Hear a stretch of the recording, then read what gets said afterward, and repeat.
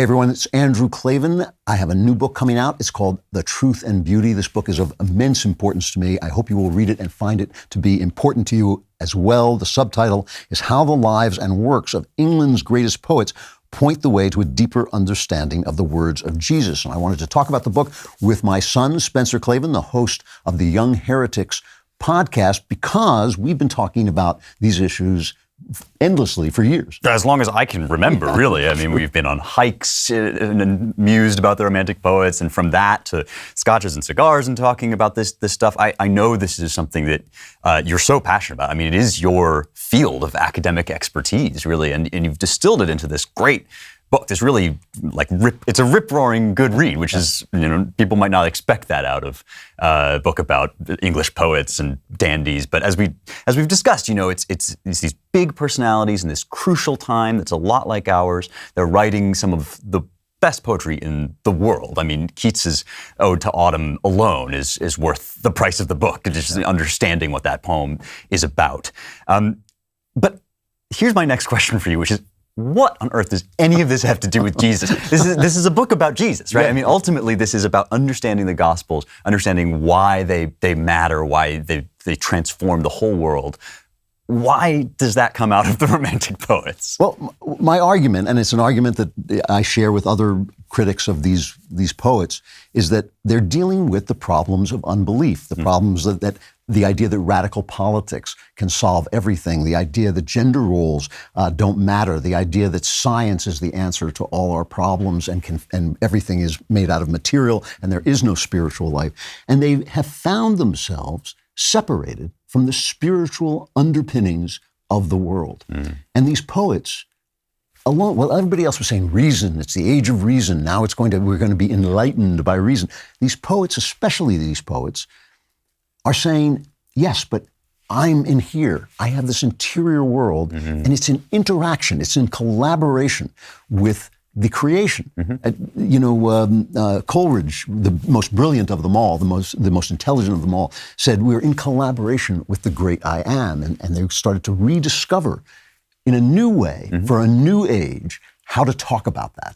And some of them didn't know that's what they were doing. Some of them found out as they went along that it was a new way of seeing Jesus Christ is the same yesterday and today and tomorrow, but we change, our consciousness changes. And so at the end of the book, the longest probably single chapter is like maybe the last third of the book, I go back to the words of Jesus and the life of Jesus and talk about how he is the source of the wisdom they found. Not all of them knew it. Wordsworth became a Christian in the end. Coleridge was always a Christian because he was the smartest of them all. Keats died so young that he never really got a chance. But Jesus is the source of it all. And when you read him through the lens of the Romantic poets, suddenly his words mean something fresh and new. They don't mean something different than they ever meant before. They meant something that has gotten lost as we've hardened our idea of religion. This is my religion. This is what's right and wrong. This is what all of the stuff that Jesus was saying. Love your enemy. Like, what does that even mean? Why would I do that? Why on earth would I do that? The answers are illuminated by the poets. The answer to why you would even love your neighbor. It sounds kind of nice, but what if my neighbor's a schmuck? And what if in loving him, this is one of the big mistakes I think people make, he doesn't get any better. He doesn't actually change. Why have churches lost the power to draw us in, and they're basically just want to be a sort of adjunct of the world? They want to either adopt leftist politics, Black Lives Matter and gay pride in their churches, or they want to oppose it. Don't become a leftist. But that's actually not what Jesus was talking about. Jesus was actually talking about something entirely different. And the poets, many of them, as I say, without meaning to, stumbled onto what I've now come to call the secret knowledge. The secret knowledge is the worldview that Jesus had.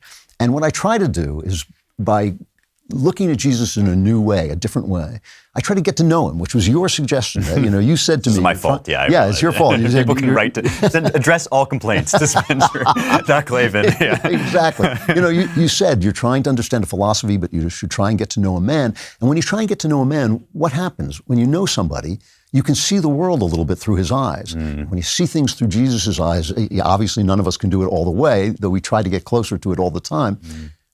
You see the world differently, and you see it, a lot of what is captured in some of the most beautiful English ever written in the poems of these writers and the novel by Mary Shelley. You know, it's interesting. I think Keats is probably my favorite of these poets. Me too.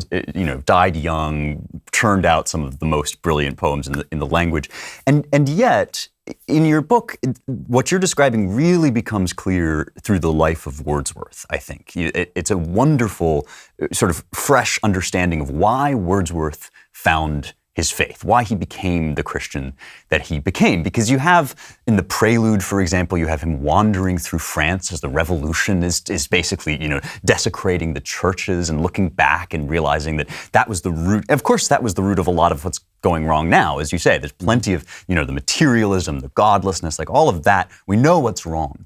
But Wordsworth finds something that's right? I mean, he in the Intimation of Immortality, he has this beautiful line, right? Not in utter nakedness, but trailing clouds of glory do we come from God who is our home. That in seeing, you know, the mind alive in nature, he saw the mind that was God's mind. Yeah. I think there's something that people are gonna wonder about, that I wonder about, which is this romantic way of rediscovering God in nature?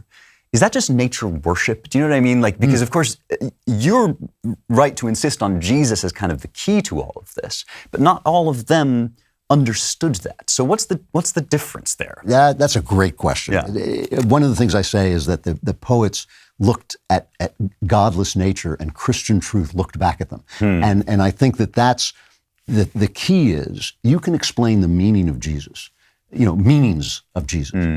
But you can't eliminate Jesus from the meaning. And the reason for that is that Jesus brings to life meaning itself. Jesus, one of the points of the book is that they started to see that the spirituality of life, the spirit of life, was actually in each thing that they looked at. It was all there. It was in, but it only when it met the human imagination.